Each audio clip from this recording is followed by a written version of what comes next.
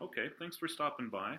Um, I'm going to tell you the stories today of my great great great grandparents. This is Robert Nelson and Elisabeth Joseph. And let's see if we can get some photos up here. Um, this is Elisabeth Joseph, um, born in Ireland, and she actually grew up Jewish, and this was a surprise to me. I was not aware that we had Jewish ancestors, so that was a first to do that. And then my great great great grandfather, uh, this is Robert Nelson. Okay, so we're going to talk about them a little bit today. The story was a little bit surprising, and so let's get into that. Robert and Elizabeth met in Ireland, and I think they were about 22 years of age. They went on an outing as a date. And I'm going to read the account as was written by one of their granddaughters. At the age of 22, Elizabeth was on an outing with Robert Nelson. A storm came up, and they were required to spend the night together. She was very disgraced because of this, and her parents demanded that Robert marry her. And once that happened, the family then disowned her because they did not want their daughter to marry a Christian boy. And so they basically just left her as dead.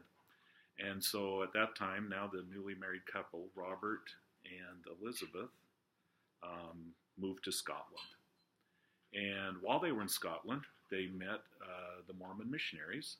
They were converted to the gospel. It says that Robert joined the church in 1845, but it took an additional 4 years before Elizabeth would join the church.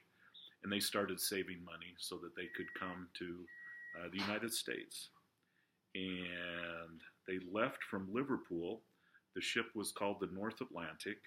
There were 357 passengers, and for 11 weeks they sailed, arriving in New Orleans on November 1st of 1850. And then they took a trip up the Missouri or the Mississippi and landed in St. Louis. And there they were there for several years while they were earning money to come out west. Robert and Elizabeth were at that point 33 years old, and they had 3 children as they set out and walked to Salt Lake. They made about 15 miles a day, or about 100 miles a week, and each night they would turn their teams out. Robert had 1 ox, and another person in the company that they were with had an ox, and so between them they hooked their oxen together and shared a wagon. And it said that their children walked the entire way to Salt Lake. And once they made it to the valley, they settled in Farmington, but there wasn't a place for them to live.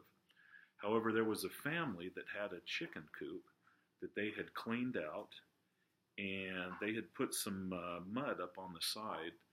And Robert and Elizabeth and their 3 children spent the first winter living in a chicken coop in Farmington, Utah, until they could get a place of their own. They actually wound up in Smithfield, up in Cache Valley, there. It says that Elizabeth was known for making the best butter and the best soap in all of Cache Valley. And goes on to say that they were sealed in the Logan Temple in 1855. And they both died in Smithfield and are buried in the Smithfield Cemetery right now, where we've got a lot of our relatives are actually in the Smithfield Cemetery. There's a story that's told in here about preparing for the 24th of July celebration in the year 1860 up in Cache Valley. As you remember, that as they were preparing to build a Bowery, there were a group of men who had gone up to collect wood for the roof of the Bowery, whether it was brush or timber, I'm not really sure. And they were attacked by Indians, and several died. Actually, another one of our relatives was actually the first one killed and the first person buried in the Smithfield Cemetery. And it says, anyway, that Robert Nelson was one of them who was called to help repel that attack. He went and was able to get some guns, and the Indians eventually fled, and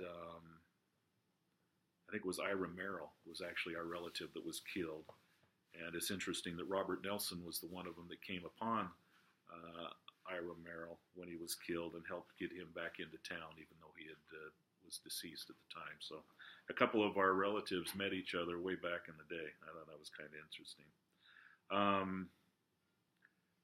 It said that they were living up in the Cache Valley area where Robert Nelson lived at one end of a street where Martin Harris lived on the other end.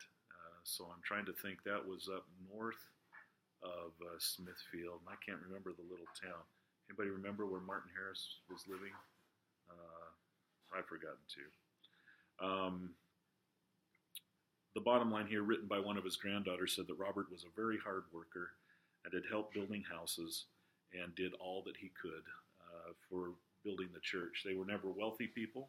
They were never famous, except, I guess, for Elisabeth and her with being renowned for her butter. But I think an example of dedication, of hard work, of determination to be pronounced dead by your family, not only giving up her family, but giving up her Jewish faith and the religion she had grown up with, sacrificing everything to come to the United States, make their way, walk across the country, and then spend time living in a chicken coop. There is an example of dedication and faithful service that I think we can learn from. Thanks for stopping by. We'll talk to you again and share another story with you next week. Bye-bye.